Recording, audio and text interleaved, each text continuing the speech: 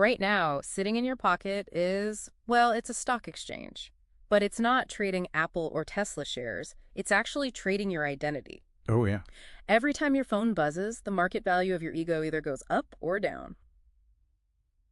Welcome to today's deep dive into the recognition trap.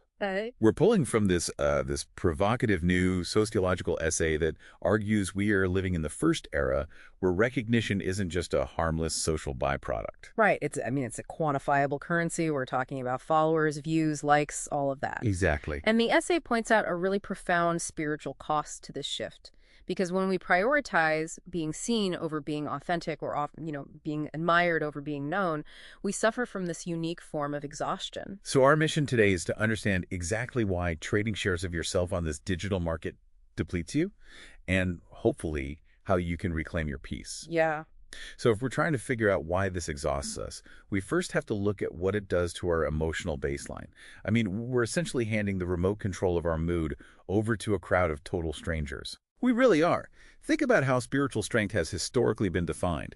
It relies on an internal locus of control. Right. That's the ability to remain steady, regardless of external praise or blame. But chasing digital recognition, it flips that dynamic completely. Okay, let's unpack this for a second, because I can hear people saying, wait, if we share a personal triumph online or say we post about a moment of charity, aren't we just building community? Like, how does that actually make us fragile? It feels like community, sure, but true community supports you when you fail. Digital crowds mostly just validate you when you perform. And if you confuse the two, you become this sort of spiritual weather vane, spinning whichever way the wind of public opinion blows. Spinning with the wind, yeah. Exactly. And the essay also highlights the erosion of the secret self, because every great wisdom tradition talks about an inner chamber. An inner chamber. Yeah, a private part of your life that belongs only to you. When you monetize or post every intimate reflection, you literally leak the energy that the experience was meant to provide. Wait, why does that happen, though? I mean, how does posting a picture actually drain the energy of a moment?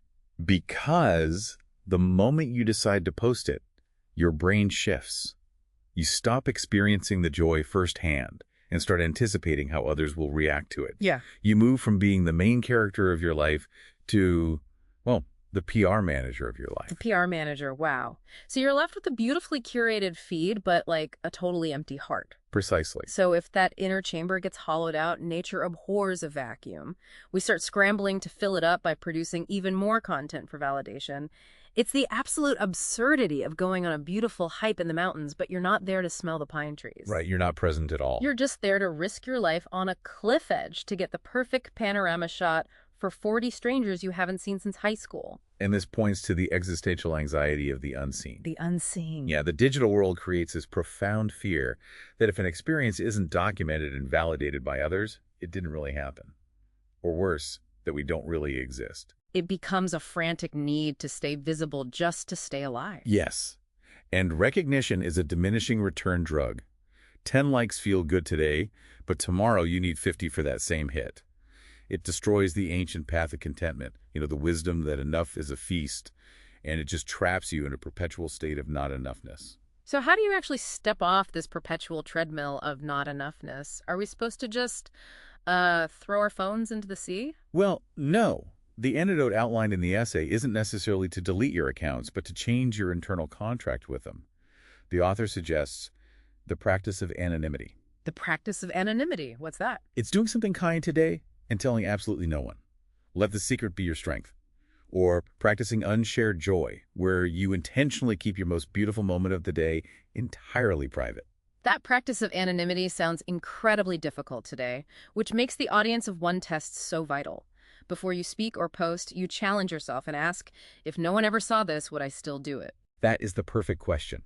It forces you to check if you're doing it for the experience or just for the validation. When you stop performing for the world, you finally have the space to actually meet yourself. Which brings us right back to that frantic digital stock market we all carry around. If true freedom is the ability to feel entirely whole and significant while remaining completely unpraised and unseen, what parts of your identity exist only when your screen goes dark?